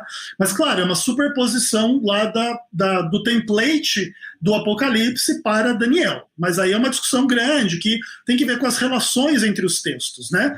Porque basicamente é assim que funciona. Então o que acontece é o seguinte: Daniel 7,8 seria um juízo dos salvos no contexto da perseguição do chifre pequeno, sem sombra de dúvida. Tanto que o chifre pequeno é destruído tanto em Daniel 7 quanto em Daniel 8. Tá bom? Beleza. Mas, ao final das contas, esses ímpios que compõem o chifre pequeno em Daniel 7 e Daniel 8, eles só ressuscitam 1000 anos depois para cumprir as imagens de Apocalipse 20, tá? Então é nesse ponto que a gente faz uma diferença entre o juízo dos santos primeiro, que seria Daniel 7 e 8, e os ímpios 1000 anos depois seria Apocalipse 20. Mas pode discordar e podemos discutir. Outra coisa, a ideia de que Roma é o chifre pequeno em Daniel 8 é uma discussão gigantesca, tem aquelas discussões sobre Antíoco Epifânio, e como que é e como que não é, e tem dezenas e centenas de páginas de discussão, de exegese, e não sei das quantas, mas basicamente o que acontece é o seguinte: na visão adventista, vamos pensar assim, o o catolicismo romano, ele meio que usurpa a obra de Cristo no santuário celestial e coloca o foco dos crentes e das pessoas, etc. e tal, no sacerdócio da terra, tá bom? Essa é um pouco da discussão.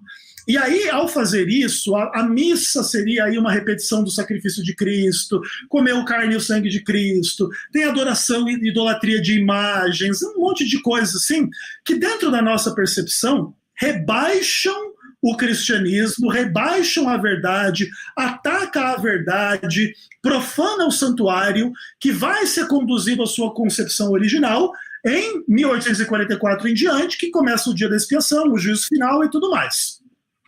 A visão adventista é super complicada, é super profunda, é um negócio assim que realmente não dá para discutir em 5 minutos, e talvez até se cada um de nós escrevesse um livro para dizer que não ainda seria pouco, mas basicamente essa é a visão adventista. Ela é bastante atacada, mas ao meu ver, ela é a melhor interpretação de Daniel capítulo 7 e 8, e assim, inclusive, depois da sua réplica, eu vou poder fazer a minha pergunta para você sobre isso, até para você aprofundar um pouco mais o que você acredita que seria a versão correta. Eu tenho 1 minuto e 25 ainda, então vamos lá. O que acontece? Dentro da visão adventista, Daniel capítulo 8, verso 14, representa um paralelo com Hebreus 9, 23, e a purificação das coisas celestiais. É claro que, tipo assim, quando a gente sai da exegese de um texto e vai para a exegese de outro, tem um monte de implicações, né? Inclusive a carta aos Hebreus é muito interessante, porque, ao meu ver, ela é uma carta extremamente adventista, enquanto anti-adventistas acham que Hebreus é uma carta extremamente contrária à fé adventista. Mas dentro da nossa percepção, Daniel 8,14 representa não o santuário da terra. Então Roma não profanou o santuário terrestre por 2.300 anos, mas o santuário celestial. E o foco não é que é por essa extensão de tempo, mas até 2.300 tardes e manhãs. Porque Roma entra nessa história um pouquinho depois do começo da história das 2.300 tardes e manhãs. Então a visão adventista não é que esse é um período de profanação inteiro cumprido por Roma, mas até o ponto culminante, que seria 1844, para o começo do juízo investigativo, o começo do juízo final, onde está se preparando aí os últimos eventos da história até a vinda de Jesus Cristo. Muito bem. Muito bem, senhores, eu confesso que é difícil manter a concentração aqui, porque enquanto a gente fica aqui se deliciando com esse maravilhoso debate, eu assisto o debate aqui, promovo o debate no Arena Apologética todos os dias. Eu confesso que estou maravilhado com a desenvoltura dos dois, muito respeitosos, eles realmente estão degladiando no campo das ideias. E aqui no chat, Elton cortou o cabelo. Sim, cortei. Então, por favor, senhores, me ajude aí. Errar é humano, né? Quem fez a pergunta agora foi o JSB Ferreira. A resposta foi dada por parte do Ezequiel Gomes e vamos ouvir a réplica do querido JSB Ferreira. Tempo na tela para o JSB Ferreira, está fazendo a sua réplica. O tempo está na tela, é todo seu. Ok. Só alguma consideração dentro da minha réplica. Quando afirmamos, o cristianismo, quando defende que a cruz é suficiente e é eficiente, ela não está afirmando, nenhum cristão está afirmando que a pessoa que recebeu o perdão de Deus não venha mais pecar. Não afirmamos isso. Não afirmamos que o perdão de Deus implica que a pessoa não esteja mais sujeita a pecar. A resposta para isso é a doutrina da santificação. A santificação é uma busca constante para agradar a Deus, vencendo as nossas fraquezas. E isso é resultado do perdão obtido na cruz do Calvário. Então, não existe problemática. É só entendermos a doutrina da santificação.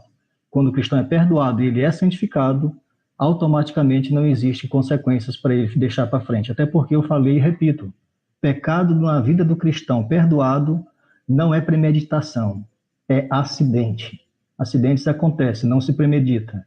Então, como o Ezequiel colocou, parece que o cristão, depois de perdoado, pode premeditar e pecar. Não, o cristão verdadeiro não premedita pecado.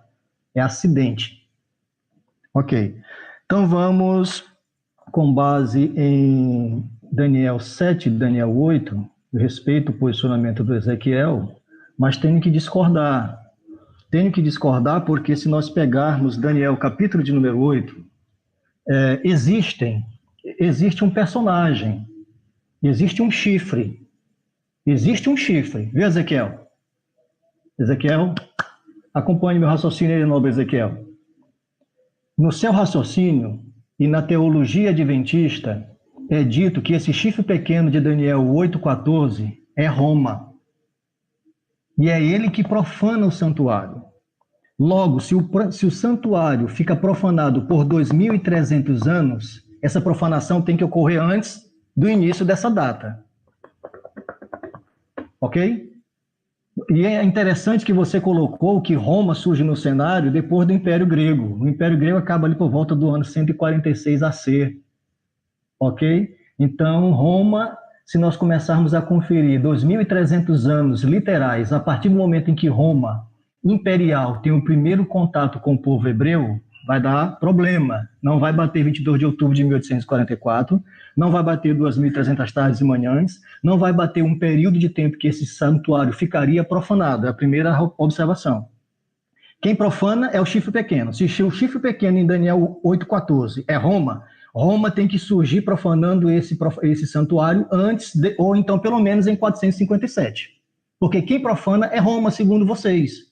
Roma teria que profanar esse santuário em 457. Roma não entra em contato com o povo hebreu antes de 457 a.C. Segundo vocês, é 457 a.C.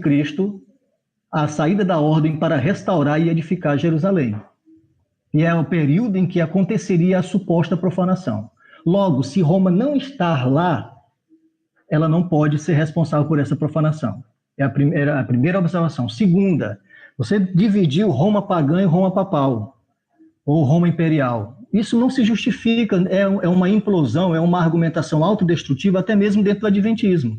Se eu fosse adventista, com todo respeito e carinho, trabalhando no campo das ideias, e eu tentasse defender o juiz investigativo, eu teria vergonha de defender que a profanação do santuário celestial foi motivada por Roma pagã, ou por Roma papal, como vocês querem. Por quê? Porque isso não encontra justificativa nem no tipo.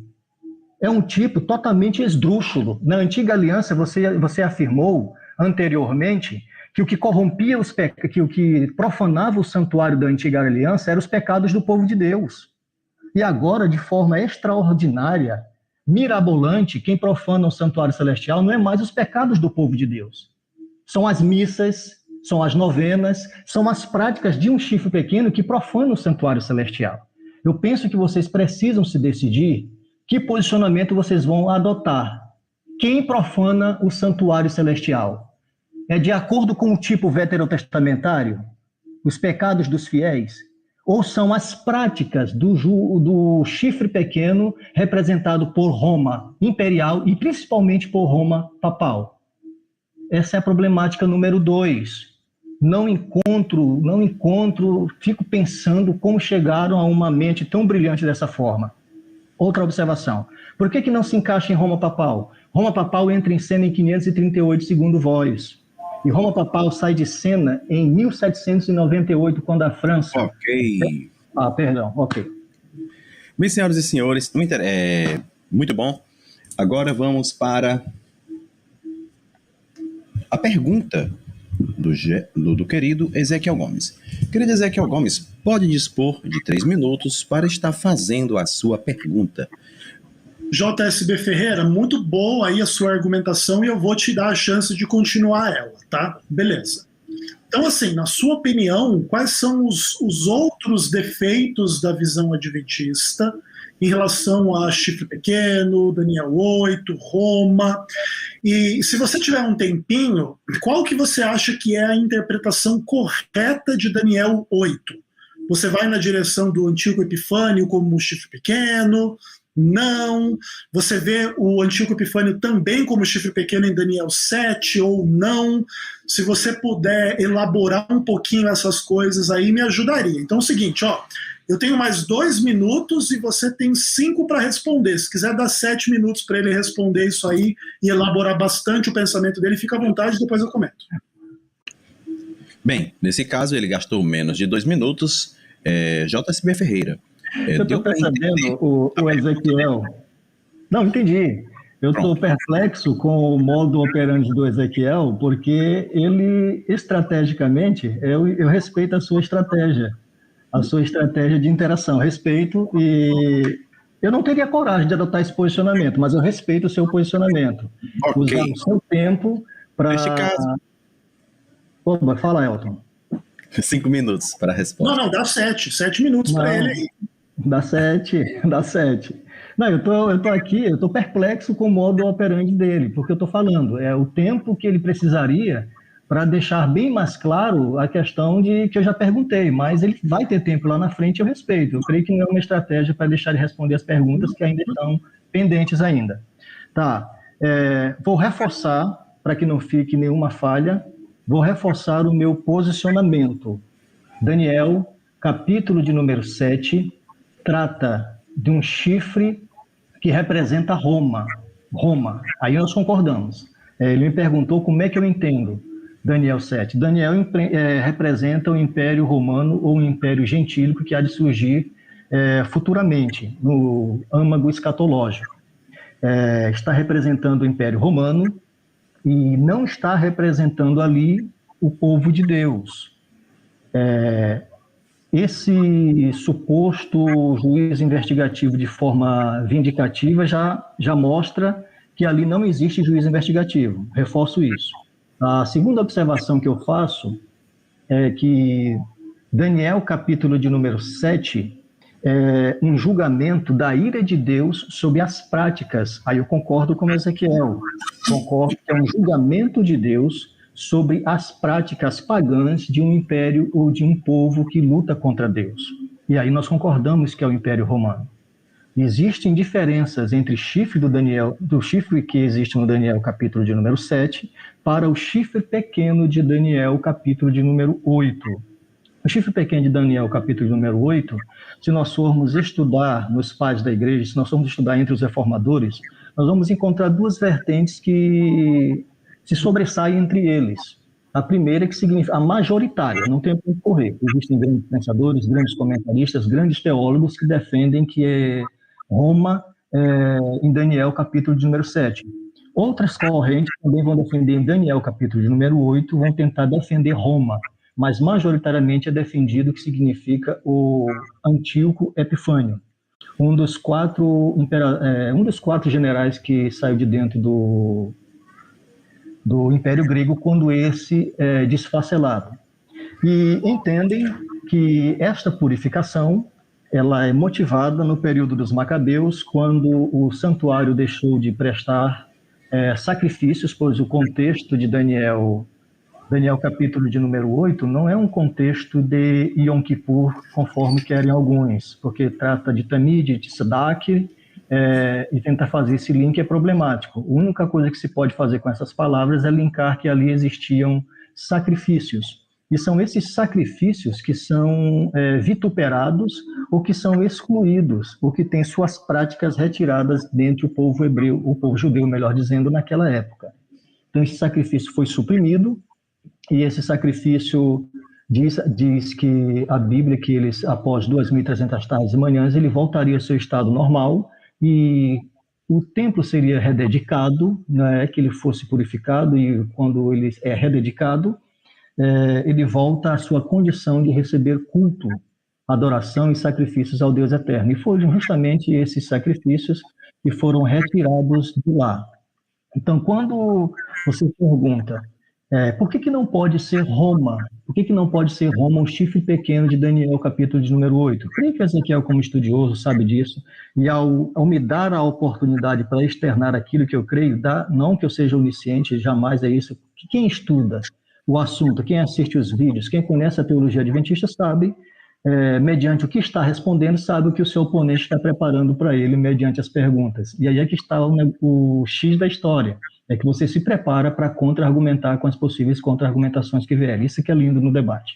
Então, quando nós defendemos que em Daniel 8, verso 14, não é Roma, e nem é os santos que são julgados, é um poder ímpio, é justamente o poder que profanou o santuário, representando uma facção do Império Grego, o desfacelamento do Império Grego.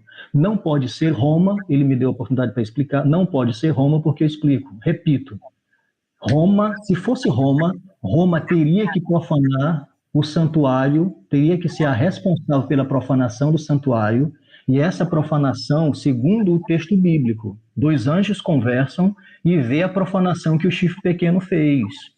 O texto mostra isso, os 2 anjos conversam e perguntam um para o outro, ele vê toda a profanação, toda a baderna que o chifre pequeno fez, e ele diz, quanto tempo vai durar esse estado de profanação? Aí o outro responde, até 2.300 tardes e manhãs, ou seja, depois desta profanação, acontecerá 2.300 tardes e manhãs, então o santuário será purificado. Então não pode ser Roma, pois se fosse Roma, Roma teria que profanar isso em 457 a.C., no mínimo. Então defendemos, eu concordo, defendo que historicamente isso seja antigo que Epifânio. Ok, senhores. Neste caso, o Ezequiel Gomes fez a pergunta e o JSB Ferreira deu a resposta. Portanto, agora é momento da réplica do querido Ezequiel Gomes. Pode dispor do seu tempo para estar fazendo a sua réplica. O tempo já está na tela. O tempo é todo seu. Maravilha, meu amado. Sim, a sua visão é uma visão bastante tradicional e que deve ser respeitada, ainda que é exatamente a visão da qual a gente discorda, né? Então, vamos lá. Retomando as questões que eu anotei aqui. Você falou que a questão do perdão do pecado ali tem que ver com a questão da santificação, que seria a resposta, e o cristão ele peca como acidente, não como premeditação. Seja como for, ainda assim, em tese, o cristão pode pecar qualquer pecado por acidente que não vai ter problema nenhum. Isso tem essa implicação, não tem o que fazer. Se o cristão não pode fazer o determinado pecado, então tem que entender que o perdão desse pecado que a gente vai fazer ou não vai fazer, seja por acidente ou por premeditação, precisa ser colocado em suspense. Não é porque a cruz está em suspense, é porque a nossa postura está em suspense. Se eu usar a cruz para continuar em pecado, eu estou errado. Mas não é porque a cruz é insuficiente, é porque eu que sou um vagabundo. Isso, exatamente. Okay. Aí o outro ponto aqui é o seguinte, você coloca algumas coisas muito legais sobre Roma. Você repete, inclusive, 2 vezes, que o texto de Daniel diria assim, por quanto tempo durará o sacrifício e a transgressão e etc., até 2.300 tardes e manhãs. Mas não é isso que está registrado na palavra de Deus. Não é por quanto tempo, é até quando. Então, quando se coloca a questão da parte dos anjos, eles não perguntam quando que esse período começa. Eles se perguntam até quando isso vai durar. Essa é uma diferença bastante importante, textualmente falando. Se você quiser discordar, você vai ter que ir lá para o texto hebraico e dizer por que aquela expressão específica traduzida como até quando, praticamente em todas as Bíblias, deveria ser traduzida por quanto tempo para que o seu argumento fizesse sentido. Até por isso, a gente procura o início das 2.300 tardes e manhãs em Daniel 9, porque em Daniel 8 não tem nenhuma referência a quando isso começa. E a ideia não é que o que começa lá, segundo Daniel 9, que seria a ordem para restaurar e edificar Jerusalém, seria a purificação, seria a profanação do santuário. Então não, o Adventismo não vê as coisas dessa forma como você está entendendo, ainda que você tenha total direito de ter a sua opinião. Outra coisa, você coloca algumas coisas interessantes a respeito de que o chifre pequeno não pode ser Roma porque teria que manter a tipologia que é o povo de Deus. E aí entra um pouco da discussão. O que acontece? Dentro da visão adventista, o cristianismo substitui o judaísmo. A gente não tem uma visão dispensacionalista em que igreja e Israel são entidades separadas. Então a gente entende que na morte de Estevão ali, Deus tira as coisas do povo judeu e coloca sobre a igreja. E a igreja é o novo Israel e o povo de Deus. E essa igreja vai se tornar o catolicismo romano, que depois vai ter a reforma. Na condição de catolicismo romano, o povo de Deus está adorando imagem, o povo de Deus está guardando o domingo e não o sábado, o povo de Deus está invocando mortos através dessas imagens, que seriam os santos, o povo de Deus está dizendo que está sacrificando Jesus infinitamente na missa, o povo de Deus está pregando um evangelho falso, errado e ruim, e isso profana o santuário, na nossa percepção. Então, mantém-se o povo de Deus como o veículo dessa profanação agora via Roma, tá bom? Que de alguma forma são os cristãos que se tornam corrompidos. É um pouco daquela dinâmica entre a mulher pura de Apocalipse 12 e a prostituta de Apocalipse 17. Tem um pouco dessa ideia dentro da visão adventista. Então, o que acontece? Sim, nós estamos conscientes das críticas à nossa visão sobre o que é profanado, o que é purificado, seja no santuário da terra, com Antíoco Epifânio, ou no santuário do céu, com a visão adventista. Mas nós simplesmente achamos que a nossa visão é superior à visão tradicional, e inclusive no meu canal eu tenho aí dezenas ou centenas de vídeos a respeito desse tema, que naturalmente não dá para a gente condensar aqui. Mas entendo que Roma é um melhor cumprimento de Daniel 8, até porque no final de Daniel 8 se fala que isso era para dias muito distantes, aquela coisa toda, que não se cumpre 2 séculos antes de Cristo, mas se cumpre lá no século XIX, que se inicia o juízo final. Mas, naturalmente, para explicar, demandaria mais tempo, mas basicamente essa é a minha percepção em relação ao seu criticismo. E só para terminar, tá? Você diz que tem uma minoria de protestantes que concorda que Daniel, aliás, que o chifre pequeno é o mesmo em Daniel 7 e 8, e que a maioria concorda que é diferente. Sim, a gente está junto com a minoria, exatamente. Ok, senhores, chegamos ao final de mais um debate. Calma, que eu ainda vou dar tempo para vocês estarem fazendo as suas apresentações finais, tá bom? Mas eu quero, antes disso, mais uma vez... O professor Elton tá puxando o saco do Ezequiel Gomes e do JSB. Meu amigo, os caras são tops. O próprio chat aí estava elogiando o debate. O próprio chat estava dizendo excelente debate. E você acha que eu não vou puxar o saco aqui dos dois? Ah, claro que eu vou. Os caras são bons mesmo, rapaz. Verdade seja dita. Vai debater com eles, vocês dois, vai. Em frente, desafia o Ezequiel Gomes, desafia o JSB Ferreira aí. Eu me livre. Se um dia eu for debater, souber que eles dois, faltou energia. Não tem internet. Bem... Sem mais delongas, eu quero agradecer a você do chat. Eita, chat foi top, meu Deus. Que é isso? Então, o Alisson da Gino, aquele abraço Azulca. Adriano Cruz, aquele abraço. Marcelo Atafona, aquele abraço. Leonardo Andrade, aquele abraço. Não, Leonardo vai dizer, fala de todo mundo, mas não fala de mim, né? Hein? Leonardo Andrade, aquele abraço. O Leonardo Andrade, ele se apresentou já em alguns programas de televisão, é um jovem acadêmico, conhecedor de línguas originais, grego, hebraico, é professor, né? Estudou, fez teologia, tem gabarito. Então, Leonardo Andrade, tira o meu chapéu para você, rapaz, tá bom? Claro que eu não vou lembrar de todo mundo, não tenho como lembrar de todo mundo. Se o nome não aparecer aqui no chat, não lembro, né? Marcela Tafona, David Marques, Paulo Marcos, Azula King. Olha o nome do cara, Azula King. Eita, dá para fazer aqui um vídeo montado risível, sabe? Para ficar postando aí. Tiago Cascão. Por isso que eu digo que dá para fazer a coisa cômica. Tiago Cascão, Jurubeba, Zula King. Eita, eu não sei qual foi o filme que eles assistiram, mas é muita criatividade. Isso é o Brasil. Gente, é isso mesmo. Bem, senhoras e senhores, nesse caso, chega de enrolação. Eu quero dar 2 minutos para ambos os debatedores estarem fazendo as suas considerações finais. Mas antes disso, eu quero perguntar para os dois, começando pelo Ezequiel Gomes. Ezequiel Gomes, você tem canal no YouTube? Fale sobre o seu canal, divulgue aí, você tem, enfim, converse aí com o público.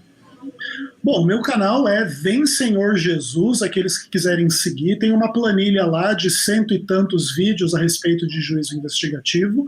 Isso não quer dizer que está tudo respondido e que acabou. Essa é só uma introdução ao assunto, tem aí então umas 80 horas de conteúdo para quem quiser introduzir o tema, e a gente pode continuar debatendo esse e outros temas com muita tranquilidade, e eu quero também, depois eu vou falar no final, né, agradecer também ao Júlio, debate muito bom. Ok. O querido reverendo Júlio JSB Ferreira, eu gaguejo mesmo, ele também pode dispor do seu tempo para falar do seu canal, falar dos seus projetos. Enfim, o tempo é seu, pode falar, não está marcando o tempo, fica à vontade. Não, no meu caso, eu sou cobrado não tanto por mim, mas por muitas pessoas me cobram que eu estabeleça um canal de cunho teológico, de reflexões teológicas, de exposição como resultado daquilo que eu tenho aprendido. Mas eu tenho protelado, na verdade tenho um canal, mas não tem nada a ver com teologia. Se trata de edição de vídeo, de coisas do dia a dia, paixão. Não tenho, mas amo estudar, amo teologia. Visito muitos sites na internet, visito o próprio canal do Ezequiel Gomes, aí eu visito, dou uma olhada, saber o posicionamento dele, e fico feliz em saber que o que ele expõe lá realmente é aquilo que é a essência, o âmago do que ensina o Adventismo. Parabenizo no que diz respeito a ele defender a fé dele, ele faz a diferença, e eu admiro isso. Eu estava esperando uma pessoa que tivesse educação, posicionamento, para discutirmos ideias e não pessoas. Está de parabéns, e aplaudo por isso.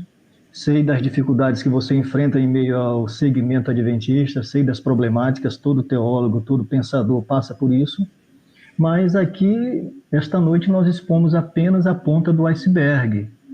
Ponta essa que você reconhece que é problemática para ambas as partes, nós não temos todas as respostas, mas que esse debate aqui, esse confronto de ideias, essas exposições das ideias possam servir de Ok. Para pesquisar. Magnífico, parabéns mais uma vez os dois, parabéns a galera do chat aí, parabéns. Gente, antes de passar 2 tempos para cada um deles, eu quero dizer o seguinte, tem muita gente assistindo para pouco like, né? Então dá mais like aí, tá bom? Cuidado para não dar dislike, tá bom? Então é isso. Querido Ezequiel Gomes, o senhor pode dispor de 2 minutos para estar fazendo as suas considerações finais. O tempo já está na tela, o tempo é todo seu. Bom, eu gostaria de dizer que a doutrina do juízo investigativo, ela representa um amplo esforço de estudo bíblico, especialmente em torno dos livros de Levítico, Daniel, Hebreus e Apocalipse. De fato, a gente tocou só na pontinha do iceberg. O JSB Ferreira foi muito educado, muito legal, muito boas as perguntas, muito difíceis de serem respondidas no formato de vídeo, debate. A gente não fica lendo milhões de textos bíblicos, mas para bom entendedor, basta que a gente fez bastante referência a muita coisa na Bíblia, né? Daniel 7, Daniel 8, Hebreus 9, alguns textos de Apocalipse, Levítico 16, etc., que estão aí na base dessa amplíssima discussão.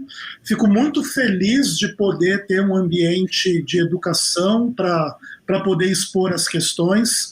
Os temas são complexos, são profundos, mas eu creio que a doutrina do juízo investigativo é uma doutrina muito bonita quando corretamente entendida. Existem alguns pontos muito controversos, especialmente sobre a data, né? Tanto do início das 2.300 tardes e manhãs quanto do seu final. Existem ali algumas propostas diferentes da fé adventista, que são discussões bastante complicadas, mas a visão geral adventista é bastante coerente e absolutamente bíblica. O juízo final já se iniciou, Jesus em breve voltará e eliminará o pecado do universo com a destruição do diabo no lago de fogo e aquela coisa toda. Tá? Então a gente mantém o juízo investigativo como uma doutrina bíblica, uma doutrina ortodoxa, não fere em nada a ortodoxia bíblica, ainda que seja controversa e bastante debatida de uma forma geral. Muito obrigado pelo espaço e Deus abençoe a todos. Ok, o prazer é todo nosso, Ezequiel Gomes. Querido JSB, porque quando esse barulho do alarme aqui está falando, o nosso áudio baixa automaticamente. É por isso que eu repito. Querida JSB Ferreira, também pode dispor de 2 minutos para as considerações finais. Certo, eu quero reforçar o agradecimento ao Ezequiel Gomes, quero agradecer a todos os internautas que acompanharam o nosso compartilhamento de ideias, de posicionamentos diferentes uns dos outros, onde permaneceu, acima de tudo, o respeito, e é assim que devem ser os debates. Os debates devem priorizar as pessoas e esquecermos as picuinhas, e respeitarmos a imagem e semelhança de Deus nas pessoas e confrontarmos as ideias. Isso foi feito de forma maestrina essa noite. Quero agradecer a todos, mas quero enfatizar que o juízo investigativo não tem respaldo bíblico, pois essa noite eu elenquei razões que creio ser avassaladoras para o juízo. Ou seja, o juízo investigativo está errado quanto à tipologia, está errado quanto aos textos que usa, e está errado quanto ao tempo do julgamento. E com relação ao tempo do julgamento, tendo em vista que está em minhas considerações finais, eu discordo cabalmente, plenamente, respeito o posicionamento dele, mas refuto e mostro o contrário. Ezequiel disse que o julgamento final já começou em 22 de outubro de 1844. Biblicamente, isto é impossível. Porque, segundo a Timóteo, capítulo de número 4, verso de número 1, diz-nos o seguinte: conjuro-te, pois, diante de Deus e do Senhor Jesus Cristo, que há de julgar vivos e mortos. E esses vivos e mortos são os fiéis e os infiéis, na sua vinda e no seu reino. Logo, se Cristo ainda não veio a este mundo, o seu julgamento ainda não começou. Então, quem diz que o julgamento de Deus já começou em 22 de outubro de 1844, tem que dar uma lidinha, uma reflexão em 2 Timóteo 4, verso 1. É com a vinda dele que o julgamento começa, e não em 22 de outubro de 1844. Sem mais delongas, Deus abençoe a todos, Shalom Adonai, e até a próxima. É isso aí, senhores, chegamos ao final. Oh, meu Deus, relógio, me deixa falar. É isso aí, senhores, chegamos ao final de mais um grande, mega, ultra debate entre duas feras. De um lado, JSB Ferreira, do outro lado, Ezequiel Gomes. O público não para de mandar elogios aí, né? Então é isso. Nós agradecemos a todos que esteve conosco até agora. Compartilha aí essa live magnífica que vai estar gravada. Com certeza vai atingir um alto nível de views aí. Compartilha essa live, se inscreva no canal do Ezequiel Gomes, ele deixou, tá gravado aí, tá bom? O JSB Ferreira também vai estar sendo cobrado para criar um canal, né? As pessoas estão cobrando. Cria um canal aí, manda aí, tá bom? E é isso. Ezequiel Gomes tem outros debates aqui no Arena Apologética, ou trocando ideia, não sei, depois eu vejo. Mas enfim, senhoras e senhores, muito obrigado por tudo. Wellington Pereira, Ragnar Ironside, Ivan da Silva, Marcos Thiago Ferreira da Silva, Marcos Thiago Ferreira Martins, meu Deus, Glaumar Ramos e o meu amigo também, que é adventista do sétimo dia, Rodrigo Cervelli. Um abraço lá dos Estados Unidos, hein? Divulga por aí, o nosso canal aí, tá bom? Já chegou na Angola, já chegou no Guiné-Bissau e na Nigéria. Estamos chegando, estamos invadindo. Canal novo, mas um canal que está aí explodindo. Beleza, muito obrigado, Ezequiel Gomes. Muito obrigado, JSB Ferreira. Obrigado, Brasil. Fiquem todos com Deus e aqui finalizamos. Obrigado, Sandra Batistella, Ronaldo Lima. Obrigados por mais um debate aqui no Arena Apologética. Solta a vinheta.